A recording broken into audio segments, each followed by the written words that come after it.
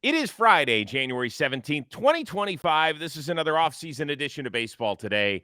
That is my man, Trevor Plouffe. I am Chris Rose, producer Dan along for the ride as well.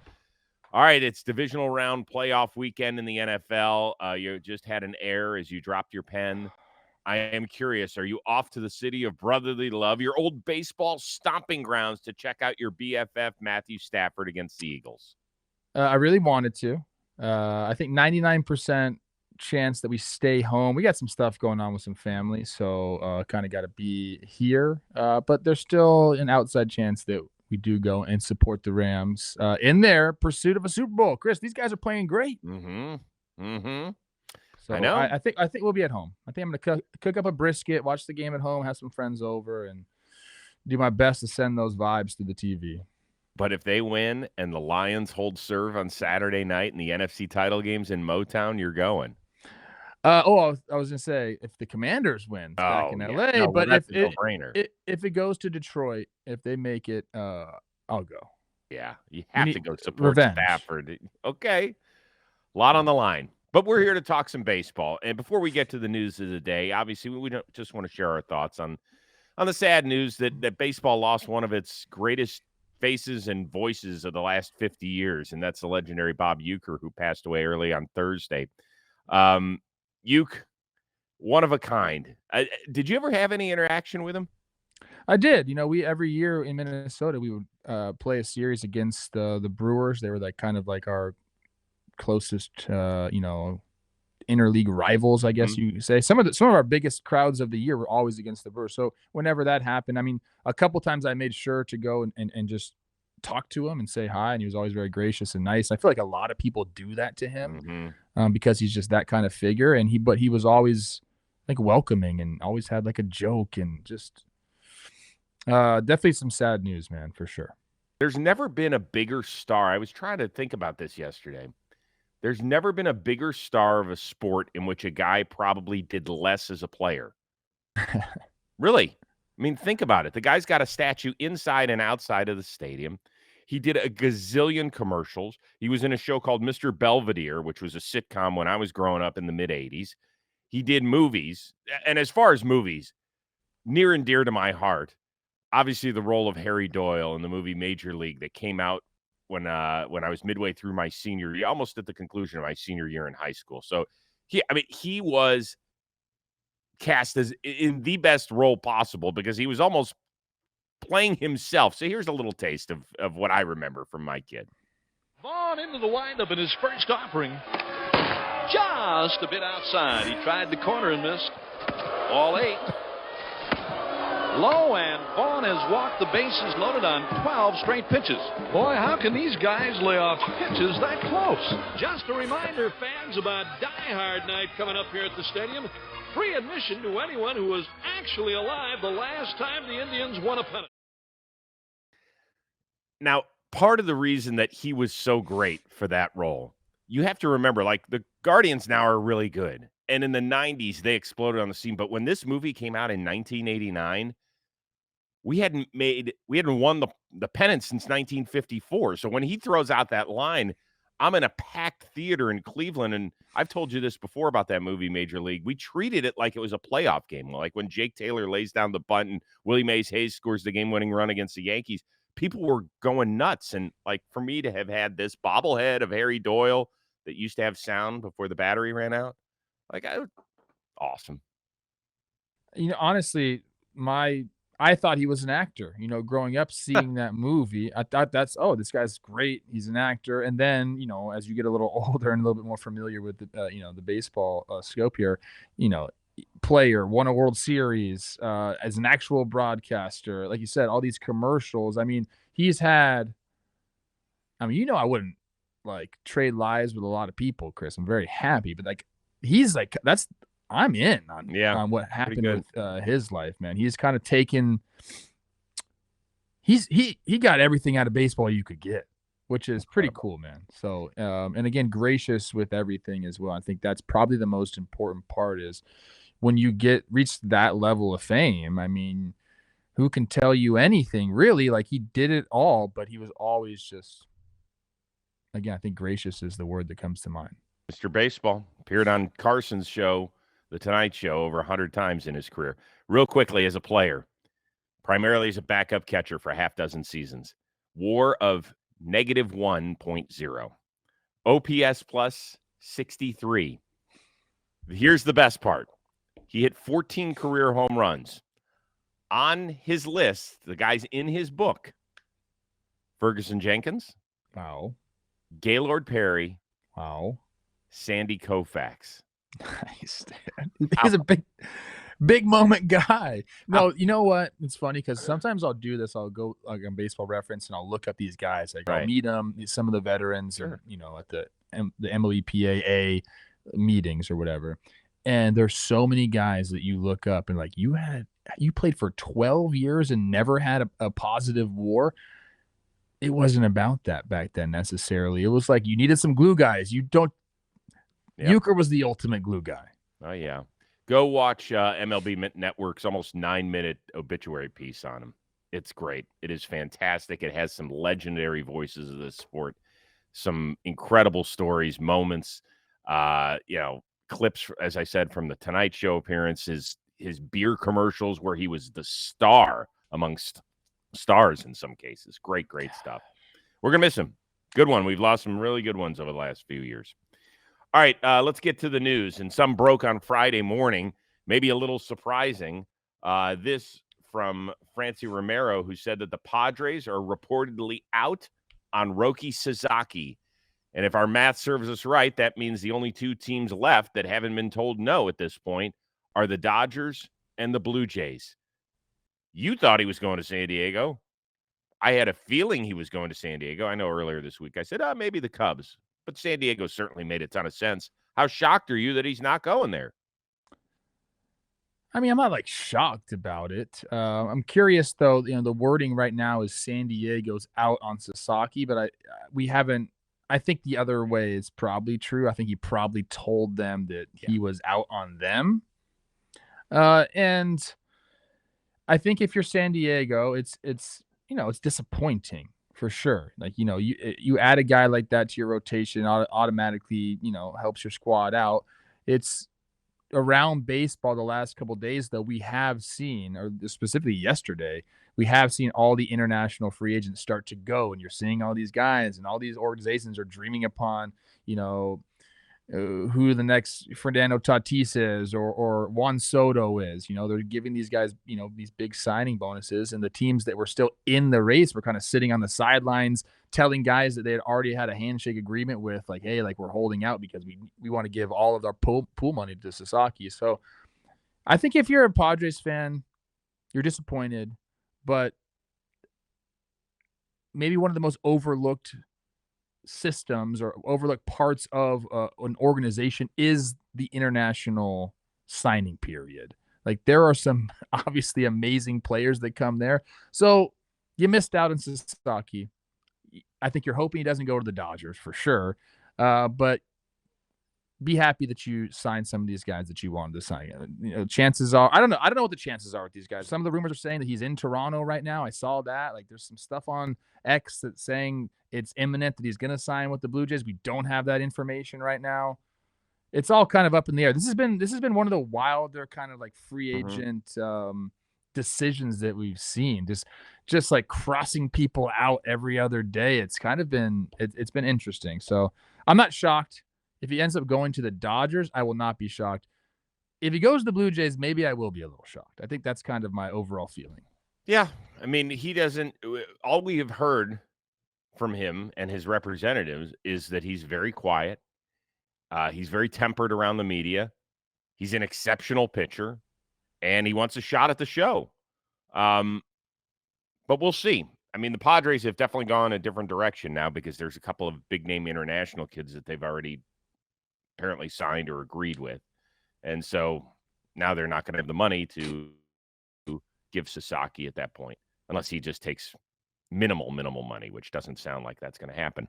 It is surprising to me. It is surprising. But, once again, it's a little bit like free agency. Like, you don't know what everybody values. I guess at the end of the day, if he picks the Dodgers, we all go, yeah, sure, makes sense. If he picks Toronto, we all go, what the hell is he thinking? Right? I There's so much to think about in this situation. I think number one, the first thing we heard about this guy as he wanted to go somewhere where he could get better and really valued the coaching staff. And we heard that he had a great meeting with Toronto. Plus, it's an entire freaking country that is rooting for one team. So I think the marketing is, I don't know, it's available there, dude. Like it's real deal. So most of the time you think about Japanese guys wanting to sign on the West Coast. Obviously, this is not the West Coast. I think that's kind of the most shocking thing to me is just like geographically him signing there.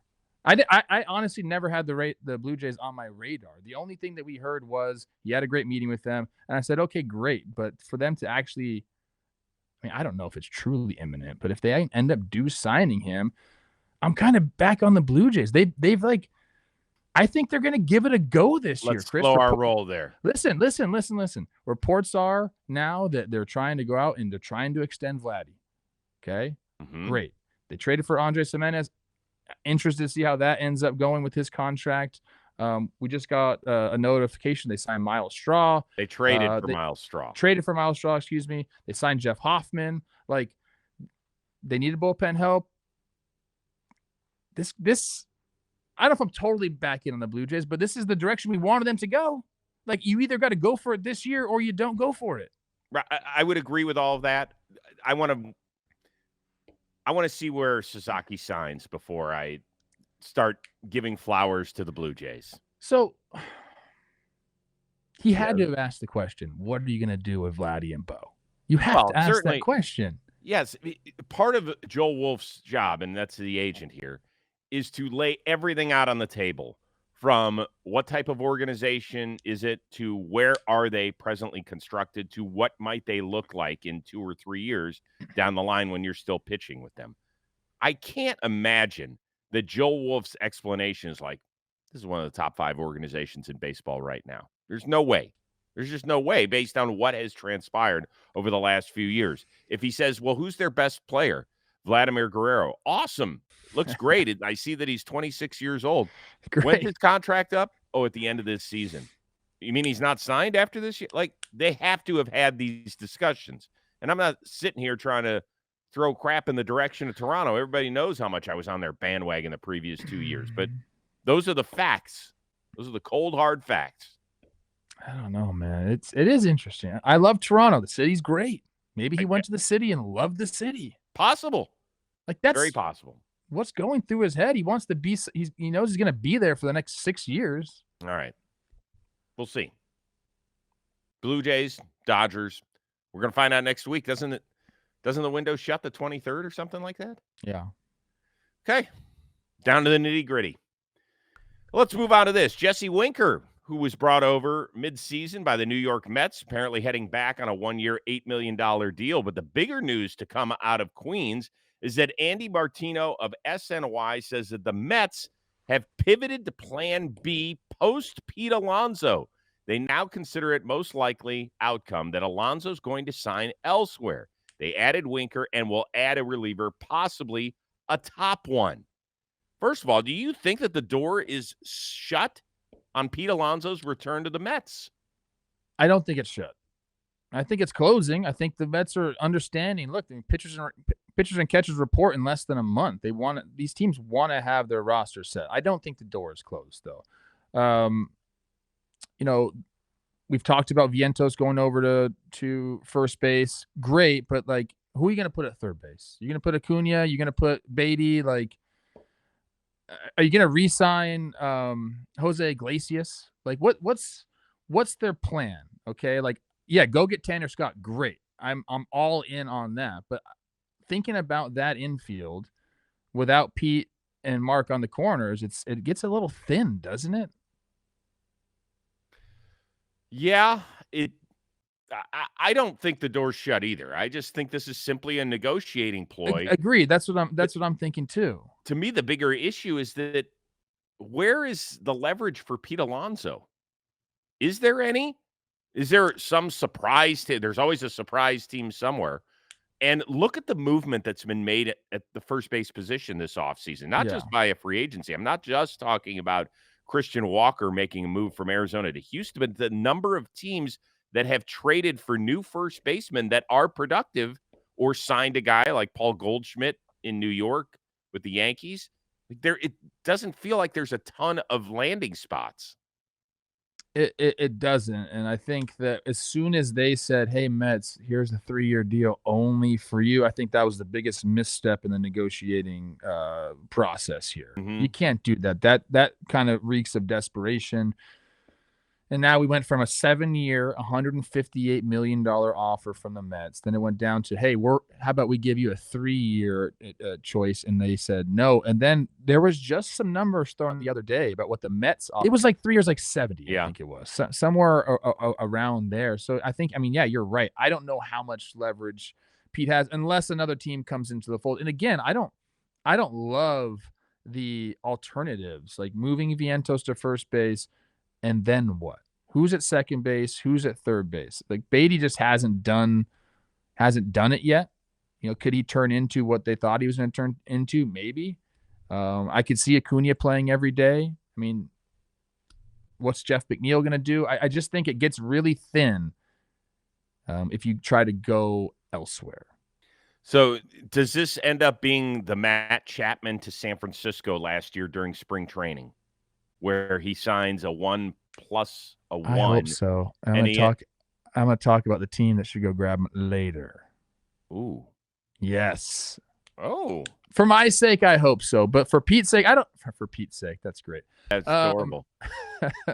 I mean, yes every or once in a no? while, guy. What's that? March 27th, which I think is the day the season starts, is Pete Alonso back at first base for the New York Mets?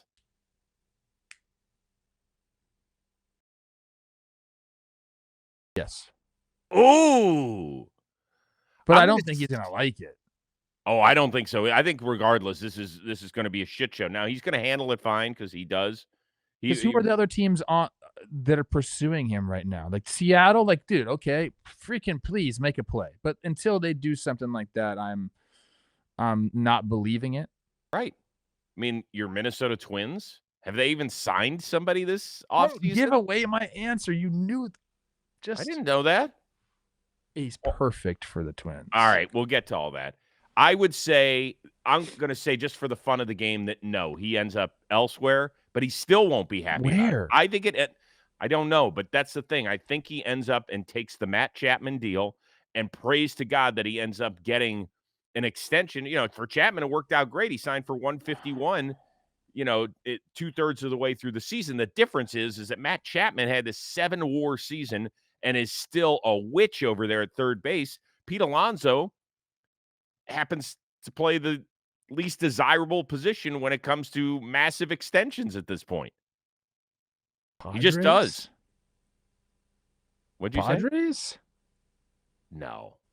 Not the way that they're running shit these days. I don't know what's going on. No, not the way I'm really trying to place him on a team right now that's not the Mets. Although if it's a 1 plus an option, then it could be anybody out there.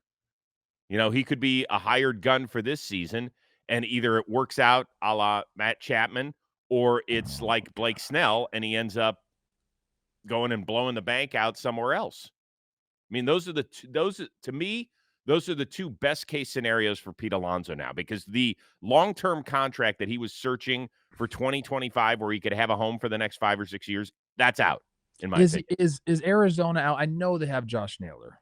I know that happened, but I feel like that's a spot. Okay, we'll get to them momentarily. Oh, yeah, we will. So there's a lot to get to. Leave us in the chat what you're thinking about Pete Alonso, where he ends up. Maybe if you want to throw a dollar figure down there, that's cool. In the meantime, I want to tell you a little bit that today's episode is sponsored by Mando. Mando's 72-hour formula keeps you fresh even on those nonstop days. Made by a doctor, Mando is science-backed for real odor control, not some gimmick. Mando's low pH formula actually stops odor before it starts rather than simply covering it up. Now, we love Mando here because it keeps us fresh all day long with scents like bourbon leather, Clover Woods, and Mount Fuji. It's kind of hard to go wrong there, don't you think? Amando's secret starter pack. It is perfect for new customers as well. It comes with a solid stick deodorant, cream tube deodorant, 2 free products of your choice, kind of like mini body wash, deodorant wipes, and free shipping. And as a special offer to listeners, new customers get $5 off a starter pack with the exclusive code. That equates to over 40% off your starter pack. Use the code baseball today at shopmando.com. That is shopmando.com. Please support our show. Tell them that we sent you. Smell fresher, stay drier, boost your confidence from head to toe with Mando. All right, we continue on. You wanted to talk about the Arizona Diamondbacks. Corbin Burnes, officially a Diamondback. Put on the jersey the other day. It was very nice with Mike Hazen, managing general partner Ken Kendrick as well. Signs a 6-year, $210 million deal, richest in team history. Here is Ken Kendrick on the move. I think we have the potential to be a championship team. And I think every fan in every city, and this one in particular, covets that possibility, wishes for that, hopes for that. And I think our job is to try to do everything we can to give the best, put the best team on the field that is possible that we can afford. And we are stretching the budget. We have done that. It won't be the last time that we ever do it.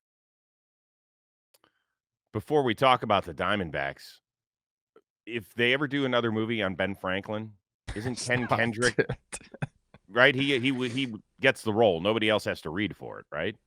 That's pretty good. That's pretty good. Okay. Anyway, and kind of mean. let's talk about it. Are the Diamondbacks World Series contenders? 100%.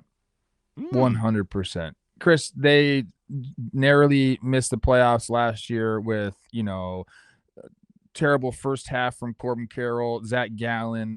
You add Corbin Burnes. Like I know that Christian Walker was a huge part of that team, but they have I think they have a truly complete roster. And even some of the areas where, like, you look at their statistics and they kind of struggle last year. Starting pitching wasn't great overall for them, but you bring in Corbin Burnes, you have a full healthy year of Zach Gallen and the other guys there. And that bullpen, I think they have a chance to be really, really good, dude. Like, Justin Martinez is a freaking menace. Yeah. He's a menace. If he figures it out, all of a sudden he could easily be, a top reliever in baseball. Okay. And guys behind him have gotten it done too. Puck, Ginkel. There's they look around that roster. There's not too many freaking holes, man. I really like this team. Sometimes they get overlooked because of the division that they play in. The Dodgers and Padres steal a lot of headlines, and I think that's fine with them. I think Lovello loves that. They're snakes in the grass, literally, Chris. Come on, man. Like, there's no doubt. You can't look at this roster. Look, we're talking paper here. It's the offseason. On paper, you look at that roster, it's one of the best in baseball. I think they're a bigger threat to the Dodgers than the Padres are at this point. I think that. And, yeah, I think they would scare the bejesus out of the Phillies or the Braves, any big-name team that played them in October. Yeah, they're a legit World Series contender. It was interesting. Kendrick used the phrase stretching the budget. I do think that they're going to try and unload one of their starting pitchers. Obviously, Montgomery would be the guy that you would love to see go, because just that hasn't been a fit. The problem is nobody's going to take him on at his low watermark in his history of being a big leaguer with that type of salary at around 22, 23 million, whatever it is for this year. So Arizona's either going to have to eat it, or you're going to get virtually nothing in return if the other team eats that contract. Can't you just go to him and say, listen, man, like, I'm sorry about what I said. Like, let's repair this relationship. Isn't that the best course of action? Instead of eating, how much does he owe? 20-something mil? Yeah. Instead of eating $20 million, can't you go and have just a freaking dinner with this guy and repair your relationship, and go and just say, man, we want you here. Look at the squad we got. Let's go be a part of it. Why don't you take that approach? It's not like Jordan Montgomery is a trash pitcher, dude. He's not. Or by all indications, I just don't understand. I just don't understand it. I think what happened is that it got. Listen, you've been around enough teams where shit goes south. with guys for whatever reason. It could be performance-based. It could be a bad fit. It could be something going on in the clubhouse. Have you seen it where it automatically repairs? It's not like he had It's not automatic. You got to have the conversation, Chris. but I don't think the conversation's enough to get it pointed in the right direction here. I did hear some stuff where Yeah, maybe I'm not privy to what's going on. I don't know. he fell out of favor, is what I heard. That he fell out of favor. With who? With the organization. That it didn't go great, and he was. This guy's been a big leaguer for a while, Chris. Okay, I just think you can, and again, maybe you heard some stuff that I didn't hear, but I don't think. To me, it's, dude, let's lift this guy up. Maybe he's a guy that doesn't need a kick in the butt or a kick in the ass. He needs a pat on the butt. Like I said, like maybe he just needs some love. I don't know. I feel like the best course of action for the Diamondbacks is to repair that relationship and get something out of him instead of just eating $20 million and saying, okay, we saved a couple and see you later. Like, maybe, I don't know. You look like you got something. I do. You look like you and I'm got deciding something. whether or not I want to read it to you. I don't know. Should I read it? I mean, I'm not going to tell you who it's from. Yeah, it's up to you. I don't know, dude. Look, I'll say this. If you don't want to read it, I have played with guys who were considered, and I'm not calling Jordan Montgomery this, but I played with guys that were considered, quote unquote, like cancers in the clubhouse. Mm-hmm. Every time I play with someone like that, I'm like, dude, it's not that freaking bad. Like, the attitude needs to shift with him, and there's ways to do that. That's a manager's job. That's like that is all true, but sometimes you just feel like, okay, we got everything pointing in the right direction. Do we want this load? And once again, I don't know Jordan Montgomery. I hadn't ever heard anything about him on a negative side, whether he was in New York, St. Louis, or Texas. Never before. And all we do, we're not in the clubhouses, but we talk to a lot of people, and some guys love to talk.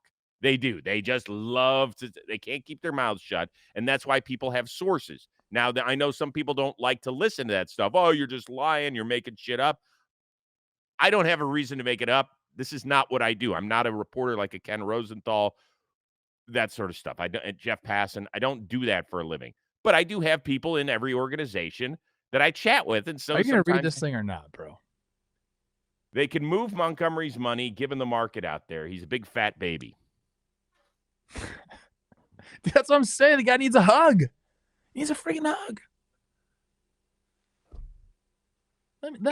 Diamondbacks, hire me for a month. Oh, God. Here you go. I'm not really going to do this, but theoretically, hire me for a month. I'll get that guy back on track, man. Be a people person. Understand what his needs are. You know what? It's a two-way street. All right. Let's move to the other part of this. I love the stretch the budget thing that Ken Kendrick said. Let's do this in 30 seconds each. Which other team, if it chooses to stretch the budget, do you think could move into true contender status? You stole my answer, bro. It's the Minnesota Twins. I truly believe they still have the roster to get it done. Their starting pitching staff is underrated. Mm-hmm. Now, could it use a little bit more depth? Sure, but like if Simeons, Woods, Richardson is that guy, like I think he could be. He showed some flashes of it last year. They are close, man. And Pete Alonso is perfect for them. Go look at the roster. Back end of the bullpen can be very, very good. They had some injuries last year. They dealt with that a lot. Healthy Byron Buxton, healthy Royce Lewis, full year of Brooks Lee, Pete Alonso at first base. Maybe bring Emmanuel Rodriguez up. They have players, Chris. It's very much like everything has to go right. But if everything does go right and they keep guys healthy, and if they went out and stretched the budget and signed Pete Alonso to this 1-year deal that we're talking about, 1 year with an option, like I truly, and I'm not saying that just because I'm a Twins analyst, by the way, back in 2025, just announced yesterday. I'm not saying it because of that. I look at the roster and the guys that they have. Like they can be that. With a few additions. I would say this. I don't think they're a contender for the American League pennant. I think they would be a contender for the American League Central because of the division not doing. And what does that mean? Dude, you win the division, but you can't win the AL. Who's the big bad wolf in the AL? The Yankees? That's why I'm saying the Seattle Mariners here. Okay. They only have 4 players that are going to make more than $12 million this year. It's Luis Castillo, it's Julio, and it's the 2 Mitches, Haniger and Garver. Other than that, they got a lot of guys that are arbitration eligible, and that's going to add, obviously, to your payroll. But man, what are we waiting for? Like, I just had Vinny Pasquantino on the show.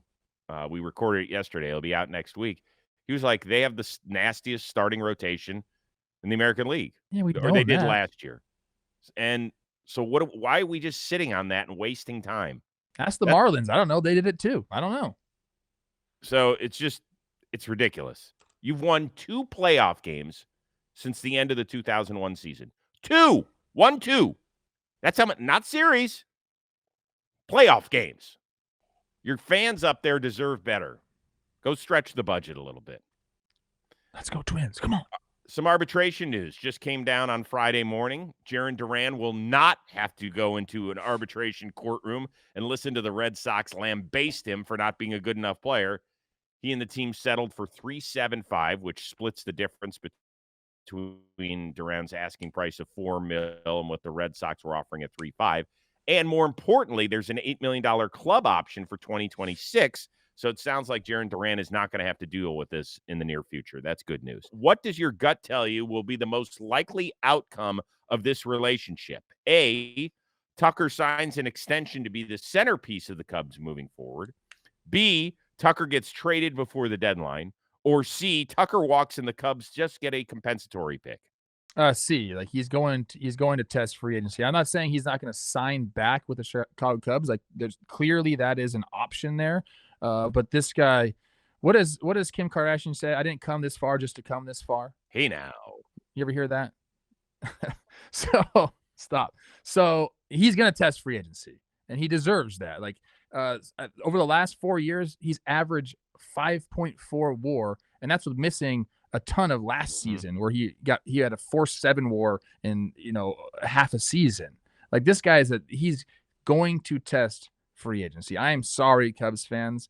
It's going to be nerve-wracking for you. You might be able to sign him back, but he ain't signing an extension. There's no doubt in my mind. I think it's going to be a great relationship. I think they're going to get exactly what they wanted out of this guy, which is a top 5 bat in baseball, top 5 possibly player in baseball. It's going to be great, but he ain't signing an extension. That guy is testing free agency. There's no doubt about it. Doesn't mean he can't sign back with you. Yeah, he's testing free agency. You just did the family style dinner. You took a little bit from A and a little bit from But that's C. the truth, Chris. That's the truth. He is okay. I'm saying the only options aren't A. You can't combine A and C. C. He either signs it. He's testing free agency. He's gone. He's gone. Yeah. If I was, you're asking me the Cubs or the field in free agency, I'm taking the field. Yeah. Okay. That's it. In part because of the Cubs' history here. How many 9-figure contracts have they handed out in their history? Want to give a guess? Oh, 9-figure? Mm-hmm. Jason Hayward. Mm-hmm. Is that it? No, there's a bunch more. I don't know. Aramis Ramirez. One still plays for him. I don't know, Chris. Just give me the answer. Oh, Dansby, Lester, Soriano, and Yu Darvish. Okay. Nothing more than $184 million. Do you think Kyle Tucker's going to get more than $184 million in free agency? Yeah, his number's going to start with 3. He might get double that in free agency. I think based on what the Cubs' history is all about, I don't think he's going to be a Cub outside of this year. Now, for me, the harder question was B or C. Does he get traded during the season, and do they try and recoup something? I don't think that happens. I also think they're going to be good enough to win this division. So I think he stays the whole year, and I think he walks, and I think he gets a compensatory pick. For me, the question's going to be this. This will be 2 straight years we see perhaps the most coveted everyday ball player on the, head into the market and being traded and go one and done, right? Juan Soto, and now the possibility of Kyle Tucker. I'll listen to Vlad Guerrero being the best everyday ball player available on next season's off season. I'll listen to that argument. But are teams going to be less reluctant to do that? Or are they going to say, hey, let's just shove our chips in, and if we get them, great, and if not, we'll deal a couple of people and live with the compensatory pick at the end? I think if you're there, and you can get Kyle Tucker, I think you go get Kyle Tucker. All right, it's a new year, all about setting goals, actually hitting them. That's why I want to talk to you about today's sponsor. It is Huel. It is spelled Huel, the global complete nutritional brand trusted by millions of people out there. Huel is a perfectly balanced meal. It's designed by experts to provide all the nutrients that your body needs from a meal. Huel takes the guesswork out of healthy eating. They're convenient. They taste great. Huel actually, they're shakes that taste kind of like a milkshake, and they come in chocolate or vanilla. One of our favorites around here is the Black Edition Ready to Drink because it's got 35 grams of protein plus 27 vitamins and minerals. It's all in one handy dandy bottle. So join the community of Hooligans with this exclusive offer for new customers. 15% off plus a free gift with the code today at Huel.com. That is 15% plus a free gift for new customers with the code today at Huel.com. Start your year off strong. Unlock a healthier, easier way to eat with Huel. Nutritionally complete meals in minutes so you can focus on what really matters. Now, normally I'd be holding my Huel, but it's chilling in my fridge right now because I like it nice and cold, frosty. So it's waiting for me. All right, before we get out of here, kind of a cool story floating out there on social media. A guy's buddy was flying on a plane, saw Paul Skeens. Didn't have a baseball for him. Who carries a baseball with him other than you? I know you do everywhere. That's cool. You like playing catch in the airport. So he had the Rookie of the Year sign a copy of Crime and Punishment, which is freaking great. First of all, I don't know if Paul Skeens has read Crime and Punishment. I think Maybe. everyone has to. Like, that's like a high school right prerequisite. Yeah, it is. So perhaps he's read it. I don't know. Maybe he read it at Air Force. Maybe he got the Cliff Notes. Oh, okay. That's possible too. What's the strangest thing you've ever signed? Oh gosh. Did you send me this question? I gotta think at the top of my head. Strangest thing. I mean, casts are always fun. Casts are good. Strangest thing. Body parts? I signed a toaster. No, you didn't. That? Yeah, I did. I think someone had like a twins toaster. What were you at a bank? It. What? Were you at a bank? Do they still give toasters away at banks when you open up a checking account? What are you talking about? That's what they used to do in the 70s. I haven't stepped foot in an actual bank in forever. I don't even know. That tells you you're rich when you don't have to step in a bank anytime. What do you go to the bank? Everything's online. I remember going with my dad, like every couple weeks going, and he had to like deposit all the checks, go inside and like sign them, do all these things. Now it's just like direct deposit, online pay, Zelle me, whatever. What do you go to the bank for? You've never received a check that's too big to deposit digitally? Of course I have. So that means that you've set foot in a bank. That was a while ago though, bro. And you know what? My biggest checks were direct deposited. Oh. Let me tell someone. I mean, look, I'm not trying to like brag or anything. People know how much I earned in my career. I signed for $1.5 million, right? Mm-hmm. So I got 2 checks for $750,000 a piece. Yeah. They were sent in a box. They weren't sent in a little envelope. I was, 18 years old this time. I thought that was the coolest thing in the world. I also thought I was the richest person on the planet. I thought I could do whatever I want. Soon realized that was not the case. Yeah, I swear I haven't set foot in a bank since. I can't even tell you. Did you dance around the house when you looked at those checks? Oh my gosh, bro. What? I mean, I could only imagine at 18 years old what that would have been like. I didn't know money like that, bro. I never knew money like that. I was the guy selling Diet Cokes at Six Flags for $10 a pop because you can get half off if you had a can. I was scheming like that to get money in high school. Then all of a sudden I get a 1.5 mil. It was crazy, bro. Did you take a picture of the check and just to have? I don't think so. I'll tell you a funny story. So I was a Cleveland Browns ball boy, right? And this is during their heyday when I was growing up in the 80s. They won 5 division titles. They were really good. They're not like they are now. They were really good, and they were the toast of the town. So I was going into my high school senior year, and Browns ball boy, and Bernie Kosar was the stud quarterback. Kid that grew up locally, 80 miles from there, star of the team. And he gave all the ball boys a $100 bill at the end of the season. which was nice. Back then, Yeah. decent. So I put it up on my wall. I tacked it up on my wall. And my dad would walk in every day and he'd go, all right, that's now $99.18. And I kept it up there for like Nice. 2 years. And he'd walk in there and he'd be like, yeah, that thing's now worth $71.23. Be like, come on, Pop, let me enjoy it. It's for Bernie. He's like, That's pretty it's $100. cool. Go spend it or put it in the bank. I wonder when $100 bills are going to be like, $20 bills now. Like you barely buy anything with a $20 bill. Right. When are $100 bills going to be like that? And then are we going to have a new bill? Carry cash? I'm not a cash guy really. I just got a big wad of cash. I paid for something, and the person that we were splitting with gave me a bunch of cash. So now I have cash, but I typically never do. Yeah, very rare. I only have it for tip money. Some people freaking just are like cash people. They always got wads of cash. I'm too forgetful for stuff like that. Yeah, I don't have a ton of cash. I never do. Don't rob me. Just all those gold bars that you got in that safe. Yeah, so I carry them in my pockets. That's why I'm so slow. All right. Good to see you again. Good hanging out. Some good stuff to discuss today. We'll be back at it again Monday. Hopefully you're in a good Possibly mood. Monday.